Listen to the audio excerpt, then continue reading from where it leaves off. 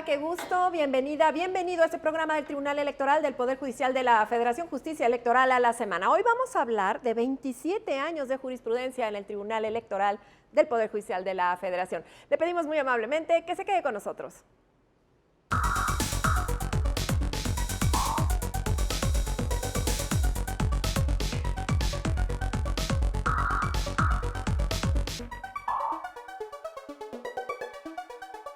Bueno, pues hoy nos acompaña y nos da mucho gusto el magistrado de la Sala Superior, Indalfer Infante González, a quien le doy la más cordial bienvenida. Magistrado, bienvenido, qué gusto que nos acompañe. Gracias, con mucho gusto.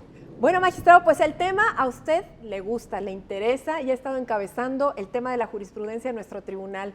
Quiero preguntarle, este tribunal ha cumplido 27 años. ¿Qué representa para usted que forma parte del Pleno de la Sala Superior? Bueno, más que para mí que representa, yo creo que a nivel de la sociedad, a nivel del Estado mexicano, lo que representa es un gran acierto de la reforma para incorporar al Poder Judicial de la Federación a un tribunal y así poder judicializar todos los casos que tengan que ver con los procesos electorales. Es una forma en la que quienes imparten justicia pues, deben actuar con profesionalismo, con objetividad, ¿sí? Y esto dará certeza a las partes, ¿verdad? Y creo que esa es una gran contribución. ¿Por qué? Porque se saca de un control político el resolver los conflictos electorales, ¿verdad? Y se le da a un órgano especializado para que lo hagan. Parece que ese es algo fundamental para un Estado democrático y de derecho. Por eso los avances que se tienen en este sentido, pues son muy amplios y bastante notorios. Yo creo que los derechos político-electorales se han expandido mucho a través de las decisiones del Tribunal Electoral del Poder Judicial de la Federación. Pues sí, lo dicho. Y yo me pregunto si la jurisprudencia es tan importante a nivel jurídico, ¿verdad? Pero, ¿qué me dice usted cuando estamos hablando de un tribunal constitucional en materia electoral? Bueno, sí es muy importante. El diseño de la jurisprudencia también lo es. Lo que veo en materia electoral es que cuando se estructura la forma de la jurisprudencia, el propio legislador actúa con cierta cautela y establece un mecanismo en el que da el control de establecer la jurisprudencia a una sala superior. Esto es, aun cuando la propia normativa nos diga que las salas regionales pueden integrar jurisprudencia con 5 asuntos en el mismo sentido, lo cierto es que para que lo ahí decidido constituya jurisprudencia y sea obligatorio para los demás órganos jurisdiccionales, hablamos de los tribunales electorales locales o de las mismas autoridades administrativas, es necesario que la sala superior la apruebe, ¿sí?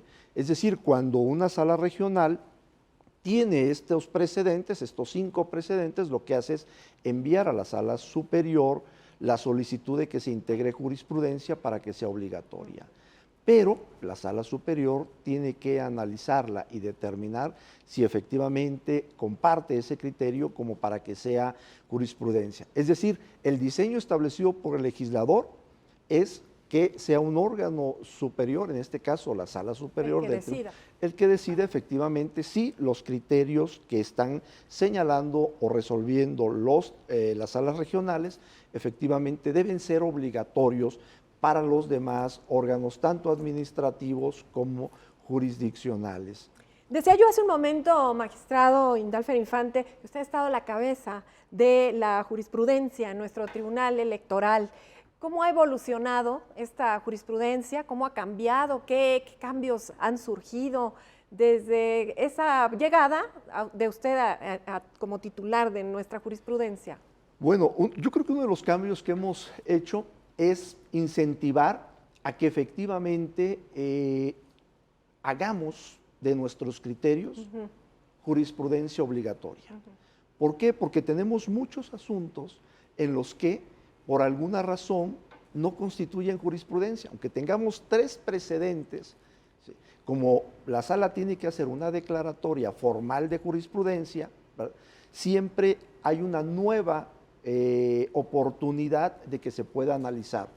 Pero la conveniencia de que sea o no jurisprudencia ese criterio. Entonces, algo con lo que nosotros hemos estado trabajando es en la elaboración constante de todos aquellos asuntos en los que consideramos que el criterio es relevante, es importante, para que se pueda hacer un proyecto de tesis, someter al comité y entonces mandar al pleno de la sala para que éste lo apruebe. Eso es lo que estamos manejando. Realmente el área de jurisprudencia trabaja mucho en ese sentido. También las ponencias, pedimos a las ponencias que sean ellas mismas quienes, si detectan, o para el magistrado ponente o la magistrada ponente, un asunto es de importancia, es trascendente, pues que nos proponga el proyecto de tesis. De hecho, hemos hecho sugerencias también en los propios proyectos para que ya desde ahí se vaya perfilando el criterio que debe ser o que ya debe contener ya el formato de tesis para que sea jurisprudencia. ¿Nuestra jurisprudencia se parece más ahora a la de la Suprema Corte? Bueno, yo creo... ¿En formato, en estructura? Sí, vaya, lo tradicional de una tesis, ¿qué es lo que ocurre? Cuando se dicta una sentencia, las sentencias normalmente tienen diferentes temáticas, ¿sí? Abordan diferentes aspectos.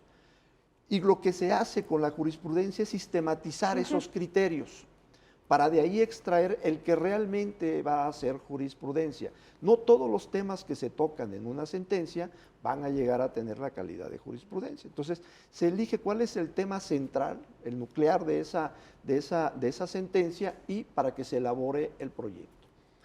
Venía lo que era típicamente un rubro y un texto de una tesis, pero no ayudaba, creo que no facilitaba dar a conocer tanto a las autoridades como a las partes, a la ciudadanía, a los litigantes, cuál era verdaderamente el criterio que estaba en esa tesis. Lo que hace la Suprema Corte es emitir un acuerdo, efectivamente, donde cambia este formato. Sí, sigue existiendo un texto en el que el rubro debe contener palabras fáciles, palabras en las que uno piensa que cualquiera pudiera buscarlo, una voz en la que cualquiera pudiera pensar si va a localizar un criterio jurídico. Algo más importante y que escapaba a los anteriores proyectos de tesis o a los formatos de tesis más bien, eran los hechos. A veces no se decían bien los hechos. Ahora se establece cuáles son los hechos que se están atendiendo.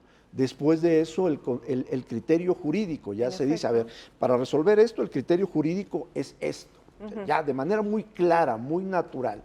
Y después, en otro apartado, viene la justificación, que no es más que el razonamiento, la fundamentación en que se basa ese criterio. Y esto da muchísima claridad y ayuda a determinar cuándo ese criterio, esa jurisprudencia, es verdaderamente aplicable a un caso concreto. Porque con el anterior formato sí había de repente esta discusión entre los propios tribunales colegiados o entre algún juez si efectivamente ese criterio que tenía era o no era aplicable efectivamente al caso concreto. Pero esto le vino a dar claridad, esta forma ahora de hacer las tesis, le vino a dar claridad en ese sentido. Pues qué tranquilidad que la certeza y la seguridad jurídica estén más garantizadas ahora con ese formato, ¿no? Sí, efectivamente, sí, porque lo que se pretende precisamente, o la herramienta para dar certeza jurídica, ¿sí?, es precisamente la jurisprudencia, es que haya predictibilidad, porque tenemos una norma, pero a través de esa norma, de la jurisprudencia, lo que hacemos es interpretar esa norma de carácter general. A veces en el mismo sentido que dice, pero a veces nos encontramos con lagunas y el juzgador tiene que resolver ese tema y queda en esa jurisprudencia. Y a veces hay que hacer una interpretación un tanto cuanto distinta a la literal que dice la propia norma. Pero todo eso nos viene a dar certeza y seguridad jurídica, efectivamente. ¿Y alguna otra cosa que yo le quiero preguntar relativo a la jurisprudencia? Se nos atravesó una pandemia, magistrado, se nos atravesó una etapa que teníamos que digitalizar, acercar, modernizarnos. ¿Eso también se tomó en cuenta para las jurisprudencias del tribunal?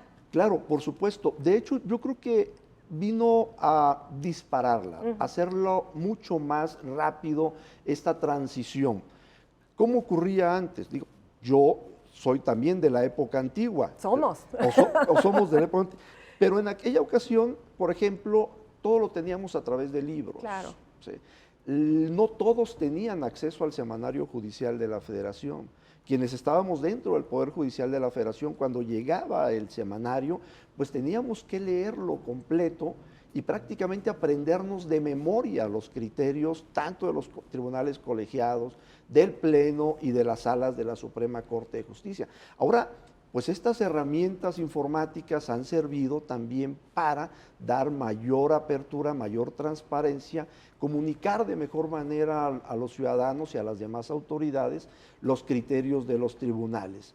De tal manera que lo que se hizo en la Dirección de Jurisprudencia siempre es facilitar para que el ciudadano, para que la ciudadana tuviera un acceso fácil a la información. Claro. El JUS electoral, el JED. Por supuesto, y evitar hacerlo con el menor número de pasos. ¿Sí? Es decir, que no se convierta en una trampa el poder llegar a consultar un criterio. Por eso, siempre cuando se hacen todas estas revisiones, nos reunimos y platicamos. La experiencia jurisdiccional es muy importante porque uno como juez, los secretarios saben de qué manera van a buscar, qué es lo que van a buscar, cuál es la palabra que van a señalar para poder identificar o ubicar un criterio. Entonces, todo este trabajo se hace en la dirección precisamente para garantizar que cuando se busquen criterios, efectivamente se localicen de la manera más fácil, más sencilla, y además, pues que se obtenga el resultado que se busca. Y bueno, ya estamos por despedir este primer bloque, pero ¿qué me dice de una jurisprudencia en QR? Es lo más inmediato, pronto, que he visto. Claro, es que ya el tema de la informática facilita todo eso. Efectivamente, que se pueda con el propio teléfono celular tomar ahí, ¿verdad? Y tenerla ya en el celular o poderla trasladar a otro lado o poder tener acceso y leerla de manera inmediata. Bueno, eso creo que solamente son de estos tiempos y ayuda, por supuesto, mucho a la impartición de justicia. Bueno, magistrado, pues vamos a ir a una pausa, regresamos para concluir nuestro programa y le recuerdo que estamos hablando de 27 años de jurisprudencia del Tribunal Electoral del Poder Judicial de la Federación. Acompáñenos.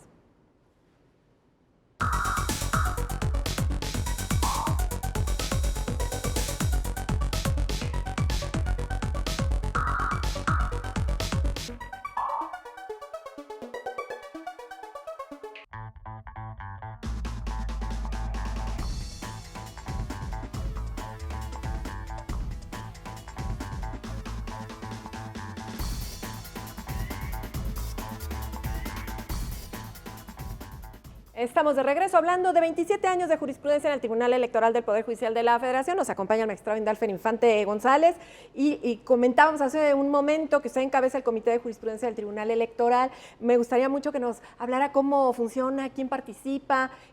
Si es tan amable, por favor, magistrado. Sí, mira, este comité participa también la magistrada Mónica Soto. Los dos integramos el Comité de Jurisprudencia, tenemos un director general, pero además también participan secretarios de tesis de todas las ponencias de la Sala Superior. La finalidad de este comité es que se trabajen primero los rubros y todos los elementos que debe contener la tesis en ese comité. En un primer momento son las propias ponencias las que nos sugieren o solicitan cuáles de sus asuntos, de sus sentencias consideran que debe ser una tesis para que se apruebe por el Pleno. Entonces el trabajo que hace este comité es hacer esa discusión. Y la discusión pasa por muchos aspectos, hasta de forma y de fondo.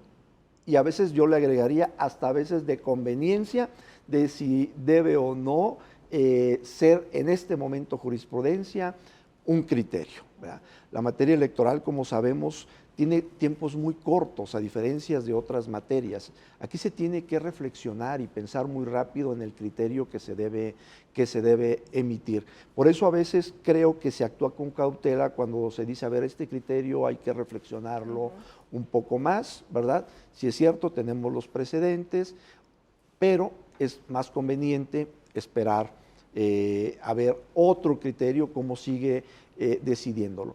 También, por ejemplo, hemos decidido que solamente aquellos asuntos que tengan cierta votación, una votación de 5 votos, aprobado por 5 votos, sean los que luego elegimos para que sean proyectos de tesis, ¿verdad?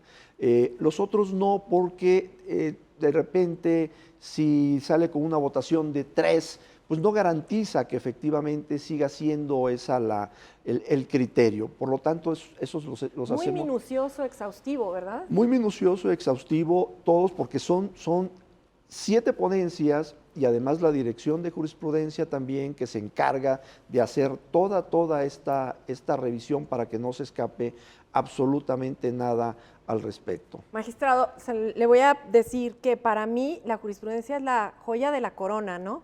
Y le preguntaría yo a usted, ¿cuáles son esas jurisprudencias de esta integración que usted destacaría? Bueno, a ver. ¿Sí está de acuerdo que es la joya de la corona? Por supuesto, a ver, yo creo que es algo fundamental en la actividad jurisdiccional. Y lo es porque, repito, algo que nos da es predictibilidad, ¿sí? Los ciudadanos saben cuál es el criterio de los órganos jurisdiccionales y lo que esperan es que se resuelva en esos términos. Por regla general, se debe resolver en esos términos. Pero sí, o sea, los criterios también pueden ser cambiantes, ¿verdad? Pero se tiene la obligación de reflexionar, de motivar por qué se va a cambiar de criterio, ¿sí? Y en ocasiones la sala, por ejemplo, ha tomado la decisión de que cuando se inicia un procedimiento con determinado criterio, que es jurisprudencia, si después se va a cambiar, no se perjudica a quien inició con el criterio que estaba vigente, ¿sí? Sino que se le deja, y este nuevo criterio en todo caso empezará a ser obligatorio en adelante. Claro. ¿Sí? Es decir, no le damos efectos retroactivos al nuevo criterio en perjuicio de quien promovió sabiendo que lo hacía con base en un criterio, por ejemplo, del Tribunal Electoral. Y que en último momento se cambia. Pero sí, efectivamente, coincido en que es la pieza fundamental en un sistema de justicia porque, repito, da certeza. Ahora, la Sala Superior ha sido garante de estos derechos político-electorales y los ha ampliado, porque tenemos la Constitución, tenemos muchos principios electorales en la Constitución, algunas reglas también, la normativa electoral, pero es insuficiente, ¿sí?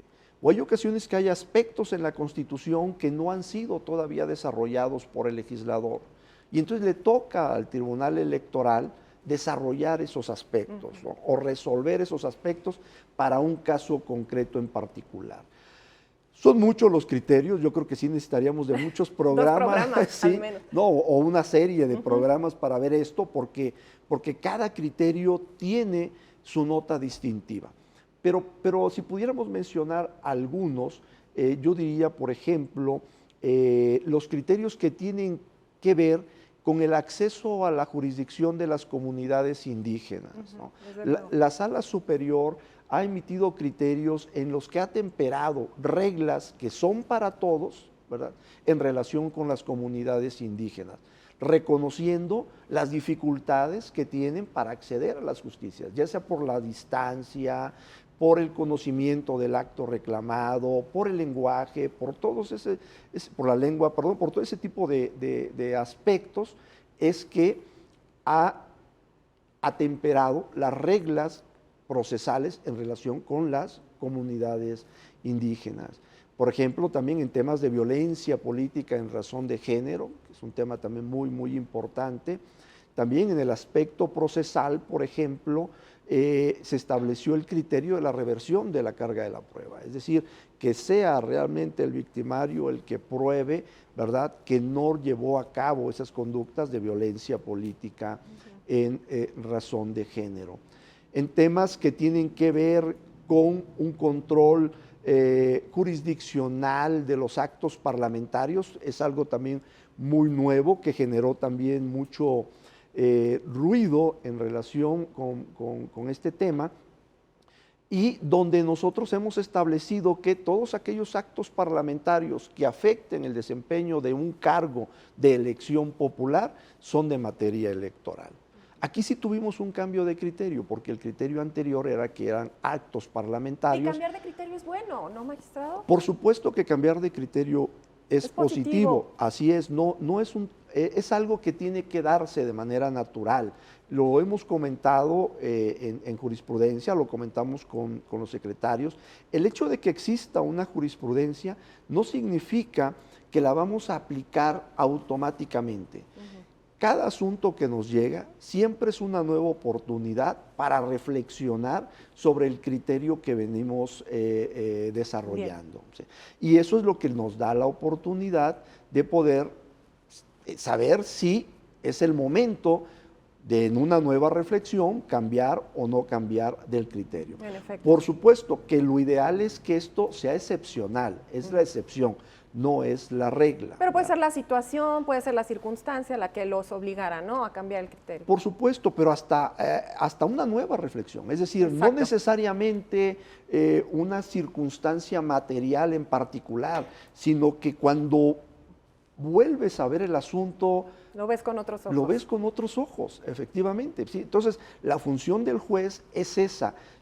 Siempre, así como no podemos, aunque conozcamos de memoria la ley, tenemos que revisar el código para volver a leer y saber qué dice efectivamente lo que sabemos, pues igualmente cuando estamos frente a un caso concreto y hay una jurisprudencia, no la vamos a traer automáticamente. Siempre hay que volver a reflexionar.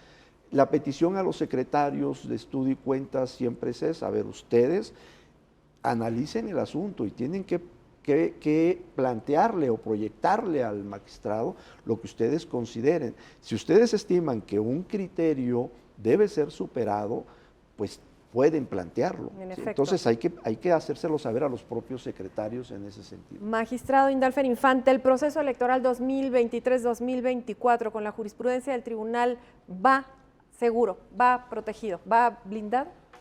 Mira, yo creo que los criterios que hay efectivamente han sentado las bases, ¿sí?, para que en los aspectos generales del proceso electoral se tenga predictibilidad, ¿verdad?, de qué cosa es lo que se debe hacer. De hecho, los órganos administrativos electorales en este momento que están emitiendo acuerdos con motivo del proceso electoral, pues muchos del fundamento son sentencias de la Sala Superior o sentencias del Tribunal Electoral. Esa es la prueba, efectivamente, de que los criterios del Tribunal Electoral están presentes tanto para las autoridades administrativas como para los partidos políticos y están formando parte ya materialmente de los acuerdos de los órganos electorales, ya sea locales o del nacional. Siempre hay aspectos nuevos en materia electoral, o sea, siempre va a haber temas novedosos que hay que resolver. Pero las bases están sentadas, están puestas en todos los aspectos típicos de un proceso electoral, que si los actos anticipados de precampaña, que si los actos anticipados de campaña. ¿Actos inéditos también? Bueno, sí, bueno, es que todo esto, vaya, es muy cambiante la materia electoral. Yo creo que la materia electoral es de las más cambiantes. Sí, por eso cada proceso electoral hay un nuevo análisis de lo que falta o de lo que hay que hacer para reformar la ley. ¿Sí? Y todas esas reformas empiezan por los tribunales, porque son los tribunales los primeros que conocen de los casos que se dan. Son los que analizan, pues, aquellos que quieren evadir la normatividad, o aquellos que quieren que se le dé una interpretación distinta a la norma, o aquellos que advierten por ahí que hay alguna laguna y entonces por ahí quieren escaparse.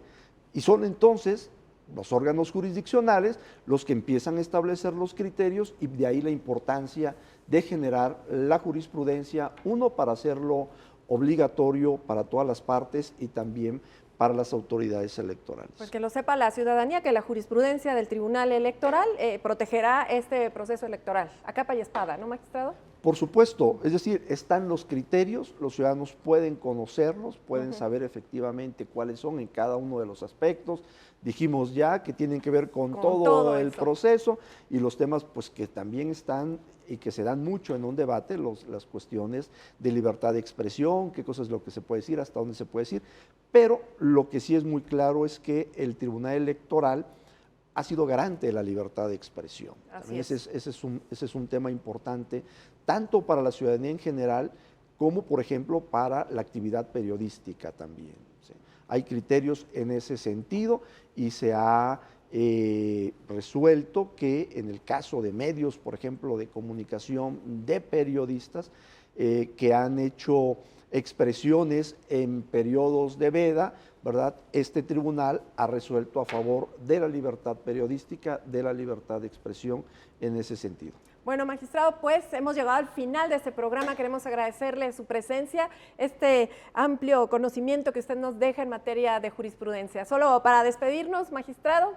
Agradezco la oportunidad y decir que reconocer al área de jurisprudencia, a la dirección de jurisprudencia, que día a día trabaja efectivamente para mantener en orden, para mantener con un buen acceso a toda la ciudadanía, a todas las autoridades, a los criterios de esta sala superior. Un gusto tenerlo aquí, magistrado Indalfer Infante González. Nosotros despedimos el programa, le esperamos, ya lo sabe usted, la próxima.